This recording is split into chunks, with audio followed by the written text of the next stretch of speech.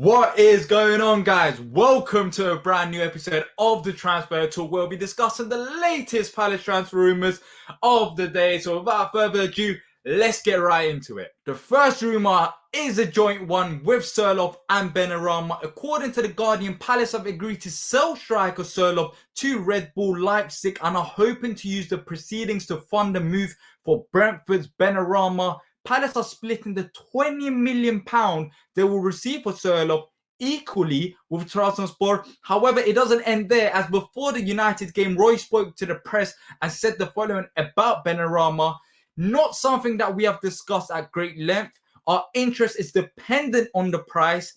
It is not our priority. We're still looking to get another striker in.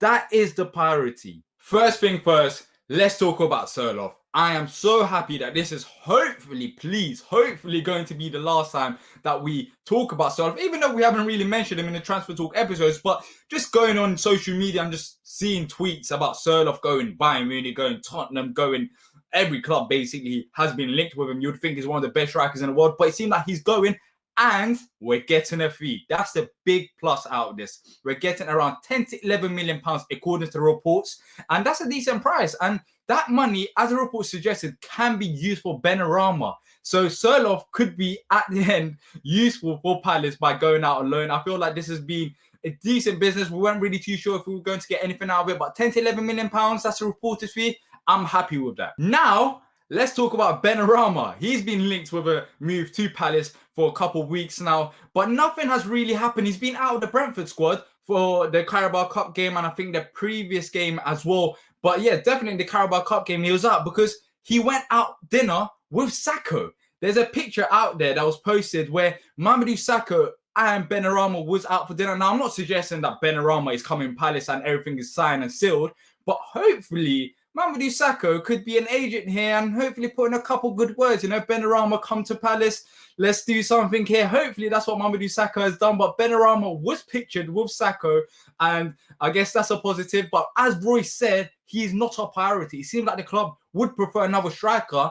And the strikers that we've been linked with has been Brewster. So clearly it suggests that Brewster is a priority over Benrahma. Whether you like that, I'm not too sure. I'm 50-50 with it because I understand the need for another striker because of how we didn't have any goal scorers up there, and Brewster could be a decent addition, but I would like Benrahma as well. So this might be a case where, as the report suggested, we get money for Sorloth, but it might be like the Eze situation where we might see go on for a couple of weeks. And on deadline day, Benrahma could come to Palace, but that's not 100% factual. I'm just saying it based on what's happened in the past. But Benrahma is not our priority. Let me know in the comments down below what you guys think of that. Would you rather have Brewster or Benrahma? And let's get into the second transfer rumour. The next rumour is on Nathaniel Clyne, who is training with Crystal Palace in the hope of securing a new contract following his release by Liverpool earlier this summer, according to The Athletic. And Roy Hodgson also spoke about it pre-United, saying the following: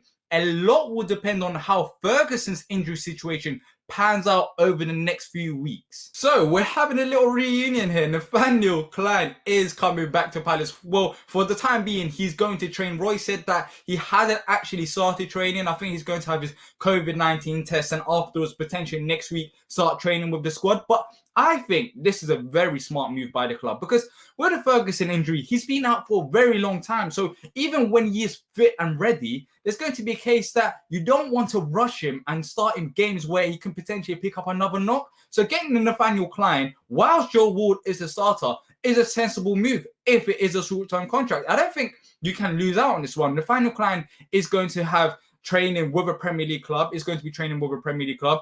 Joe Ward is going to have competition. Nathan Ferguson doesn't have to rush back. So all things considered, I think this will be a decent move. I know some people don't like bringing in old players, but Nathaniel Clyne, we do need a right back. We have needed another right back for competition for Joe Wood for a very long time. So hopefully Clyne could come in and be a competition, but we'll see what happens. Clyne is back at Palace and is training, but whether he actually signs a contract and plays for Palace, that is another question that we'll see in the coming weeks. And finally, according to reports in Poland, Jarosław Jak has signed a one-year contract extension at Crystal Palace. I have no problems with this, but as long as he doesn't start left back, because I am not a fan of 6'4" defenders being a left back, considering how the modern era is and how a left back needs to attack as well as defend. And Yak, simply, we saw against Bournemouth where he struggled a bit defensively, even though the external websites did vote him man of the match. I think Hughes voted him man of the match for the Bournemouth game. But yeah,